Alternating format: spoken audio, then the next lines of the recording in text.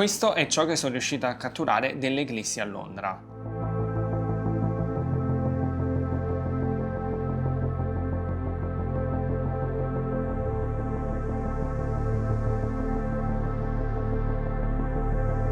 Ebbene sì, sono uno di quelli che è riuscito a vedere le eclissi in maniera perfetta. Ovviamente qui a Londra non era un'eclissi totale, ma la copertura era solamente del 92% e volevo parlarvi un pochino di come ho impostato l'attrezzatura e come ho formato quelli che sono gli scatti finali. Lascia un mi piace e un commento di supporto, fammi sapere qui sotto nei commenti se sei riuscito a vederla anche tu e da dove. Innanzitutto io mi ero attrezzato per guardarla in modo sicuro, acquistando quello che è un pacco di 12 occhialini, siccome l'avrei vista con degli amici sul lungofiume di Hammersmith. Negli ultimi giorni, proprio prima dell'arrivo delle eclissi, la gente è impazzita in quanto ho visto code lunghissime per l'acquisto di questi occhialini, sul web non se ne trova nemmeno più uno, le persone li rivendevano a 20 e più sterline, quindi c'è stato magari chi ha anche fatto del guadagno da questa cosa. E all'interno del pacco degli occhialini era anche uscito quello che è un filtro per cellulari. Non avendo io un filtro adatto per fare la fotografia, ho quindi adattato questo filtro fotografico per il cellulare alla mia fotocamera. Infatti il diametro si adattava perfettamente a quello che è il mio 70-200 f4 Sony G Master e ho stampato con la stampante 3D quello che è un adattatore sul quale appunto ho incollato questo filtro e poi avvitato alla parte frontale dell'obiettivo. Come impostazione avevo la mia Sony Alpha 7 R5 con il 70-200, ovviamente a 200 mm.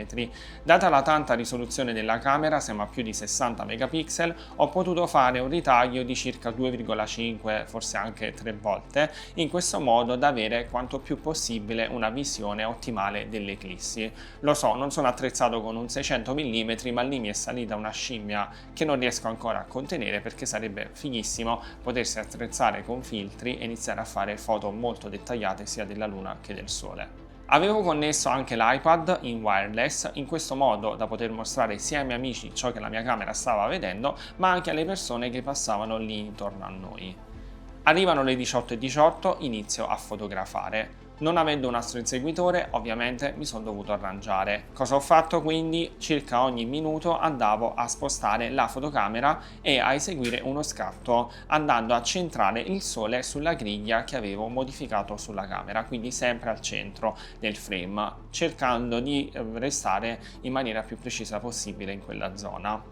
Durante la fase totale, anche se qui a Londra la copertura è stata del 92%, ho cercato di fare più fotografie. Appunto poi dopo in post-produzione ho semplicemente selezionato tutti gli scatti che mi interessavano, mantenendo un po' più di scatti della parte centrale e andando a selezionare meno scatti dall'inizio alla fine. Per quanto riguarda le impostazioni della camera, ho scattato con un diaframma di f8, ISO automatico. Il tempo di scatto anche lo adattavo in base alla situazione, in quanto appunto nella fase quasi totale entrava comunque meno luce, quindi dovevo alzare sia gli ISO che rallentare un po' il tempo di scatto, quindi ho cercato un pochino di giocare con le impostazioni senza muoverle di parecchio. La messa a fuoco l'ho lasciata su continua, quindi automatica, in questo modo ogni volta che andavo a scattare era sempre già messo a fuoco il sole e grazie appunto al filtro che avevo posizionato sulla lente sono riuscito a togliere circa 100.000 volte la luce del sole. Infatti non ho mai visto il sole in questa sua forma se non appunto sulle fotografie online. Questo filtro andava quindi a togliere circa 16 stop e mezzo di luce ed è proprio grazie a questo filtro che il sensore non si è bruciato, perché ovviamente voi potete anche magari lavorare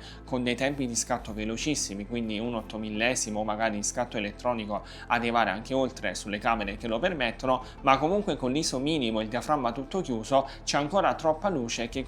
va a colpire il sensore in modo concentrato. Infatti le fotografie che ho scattato sono comunque con ISO abbastanza alti, alcune le ho scattate addirittura ISO 6400, forse 12800, proprio perché la luce che arrivava al sensore era molto bassa. In questo modo appunto, soprattutto su camere mirrorless, si evitano danni perché lì il sensore è sempre attivo rispetto a una reflex dove lo specchio magari indirizza la luce verso il mirino, ma lì se non proteggete gli occhi, diciamo, siete fregati.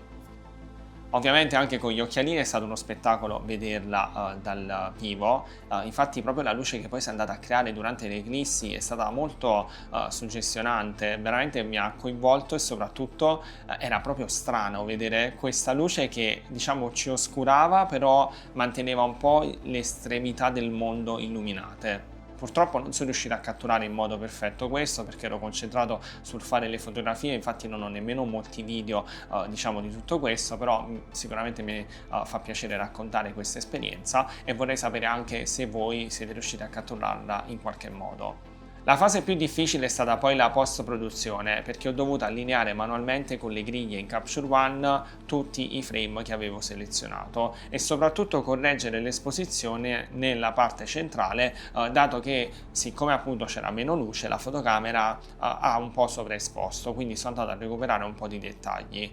Nonostante comunque il crop, diciamo, dal sensore e la lente un po' corta per fare questo tipo di fotografie, si può intravedere anche sul sole la presenza di macchie solari che sono andato a catturare appunto, diciamo, con la mia attrezzatura. Sarebbe fantastico in questo caso poter provare a fare magari delle foto al sole con un 600 mm o magari anche un telescopio adattato alla fotocamera. Vediamo in futuro se mi scatta la scimmia, perché diciamo mi è sempre piaciuto anche fare questo tipo di foto. In passato avevo fatto anche una foto alla Via Lattea e mi aveva davvero diciamo suggestionato. Quello che un po' mi è dispiaciuto è vedere l'ignoranza diffondersi online, perché durante proprio le eclissi io ho messo anche a disposizione i miei occhialini ai passanti, alle persone che volevano vedere e soprattutto col mio iPad mostravo ciò che la mia fotocamera stava vedendo, infatti si sono fermate un sacco di persone a chiedere informazioni, a complimentarsi, a scattare foto all'iPad, quindi vabbè, lasciamo stare, però mi è dispiaciuto vedere online che le persone